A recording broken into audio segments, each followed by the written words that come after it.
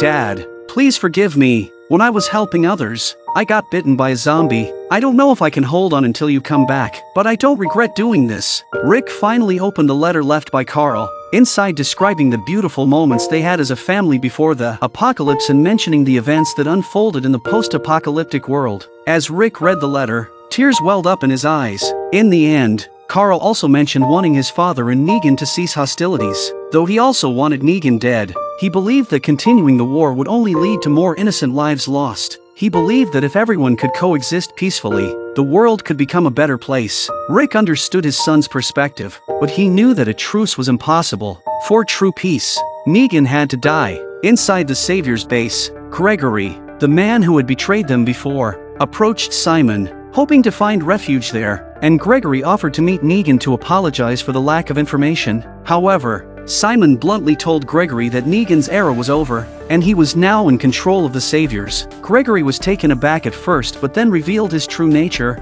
attempting to flatter Simon while belittling Negan. Simon saw through Gregory's act and even contemplated killing him. Gregory's previous provision of false information had put Simon in an embarrassing position. Now, if he were to shelter Gregory, how would his subordinates perceive him? Simon decided that he would kill Gregory once he had full control over the Saviors. Now Gregory can't even fart. None of them knew that Negan had returned alive, including Dwight, who was outside smoking. Suddenly, a familiar whistle echoed. Shouldn't be. Surprised to see me.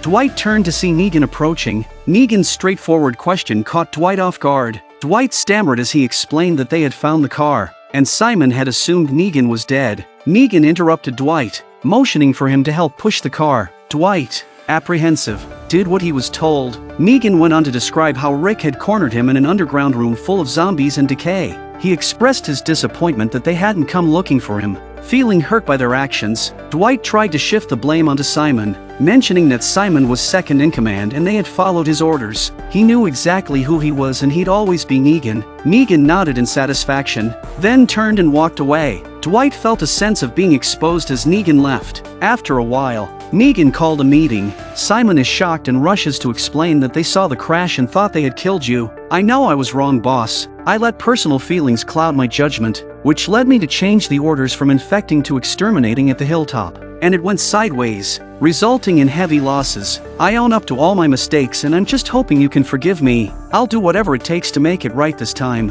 Negan chuckled and then stood up. As he walked, Negan reminisced about Simon's past. How despite his recklessness and impulsiveness, he had been loyal and hardworking, which earned him the position of Negan's second-in-command. However, Negan couldn't tolerate Simon's scheming to replace him behind his back. He demanded Simon kneel and face the consequences. Simon understood the principle of the winner is the king, the loser is the enemy. He immediately dropped to his knees and waited for the baseball bat to hit his head. You gonna make a move? Or is that it? No move to make. All is forgiven. Get your ass up. We're good. As Negan's second-in-command, Negan is willing to give Simon another chance. If Simon had refused to kneel, Negan would have acted without hesitation. Simon stood up and made a commitment. Upon hearing Simon's declaration, Negan decided to put this matter to rest. Next, Negan had one of his subordinates bring out a map with markings. Then Negan said solemnly that he would lead a team of 10 men to set up the first supply depot at the place where the markings were drawn. They would bring along the bullets and explosives made by Eugene and use them as a foundation for their operations. And then we'll do the same thing with the rest of the circled areas. By the following night, they would have completely encircled the hilltop. Any person attempting to leave the hilltop would be killed, with the aim of wiping them out entirely. With his strategic deployment in place, Negan concluded the meeting. Dwight hurriedly returned to his room and pulled out a map, marking the locations from Negan's plan. He wrote on the map that tomorrow afternoon Negan and 10 of his men would be at the places marked with a cross. The places marked by circles will each have a team of 10 men.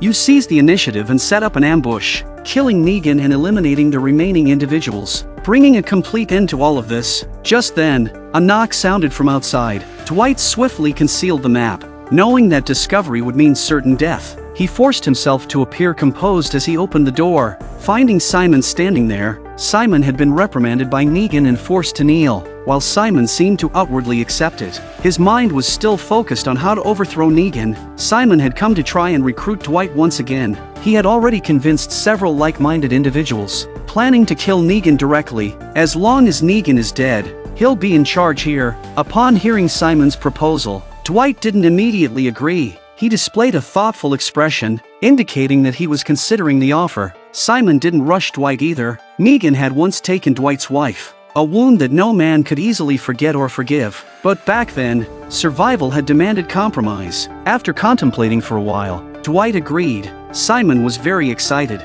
This is what a man is like. Simon informed Dwight that they would gather in the courtyard in the afternoon. Once Simon left, Dwight's expression turned peculiar. In the afternoon, Dwight was already waiting in the courtyard. Gary came out with a group of people, and it looked like they were all persuaded by Simon. Simon arrived with his own group. These guys were more than enough to kill Negan by surprise. Simon turned to the assembled group and spoke. By being here, you've committed to the plan. There's no turning back now. They were to act swiftly, quietly, and with respect. After all, Negan had led them to accomplish the seemingly impossible. Then Simon pointed at Dwight and continued, "You, Dwight, have a personal vendetta against Negan. If you want, Negan can let you be the one to end it. They'll be covering Dwight."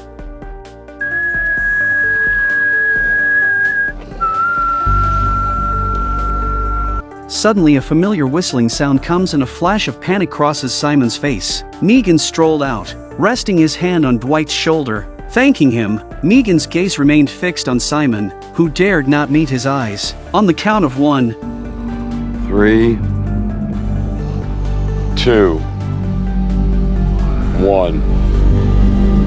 gunshots rang out, killing all the rebels except Dwight and Gregory. Then a group of people came out from the surrounding area. They looked like they had already ambushed this place. Even if Simon was not smart, he knew that Dwight had betrayed him. Simon angrily tries to rush up and kill Dwight, but is held back by the rest of his men. Simon stared at Dwight, his voice laden with frustration as he asked why. Negan had done so much to you, played with your wife, scarred your face. Dwight's reply was succinct. He would win. Then Negan tells Simon that you can be the boss. Beat me and you'll get what you want. If you can manage that, you'll be the Savior's leader from now on. Hearing this, Simon's eyes erupted with a bright divine light. He hadn't been afraid of anyone compared to his fists. The showdown took place in the grand hall on the ground floor. Negan gathered all the saviors and workers to witness it. They all had enough confidence to kill each other, especially Simon. He even made a declaration before the fight. Of course, the purpose was to sneak attack. One punch, 2 punches.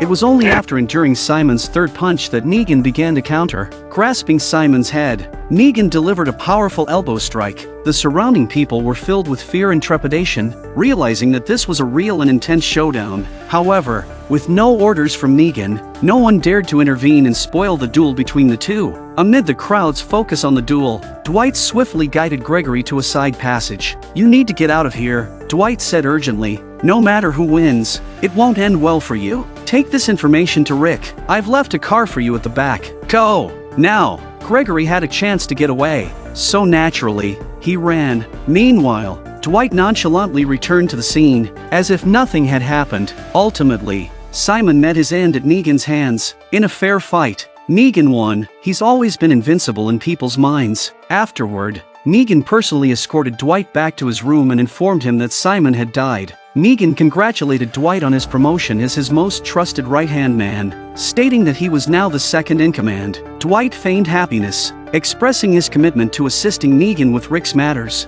However, Negan hinted that Dwight had already helped him more than he realized. Perplexed, Dwight didn't fully grasp the meaning behind Negan's words, but he chose not to dwell on it. As Dwight opened his room, he was taken aback to find the woman had returned. In reality, Negan had been aware of Dwight's treachery since the previous night. It explained why Rick knew when to attack, how to assault their strongholds. Rick's operations had progressed so smoothly, Negan hadn't immediately dealt with Dwight. instead orchestrating a false tactical plan. Even Gregory escaped to deliver intel, and Negan knew about it. Rick's small patrol team was likely to face total annihilation due to the false information this time. Negan didn't intend to kill Dwight. Death was too easy for a two-faced traitor like him. On the hilltop side, Gregory had delivered the information. Rick had seen Dwight's message, yet he was torn. Could he trust that man?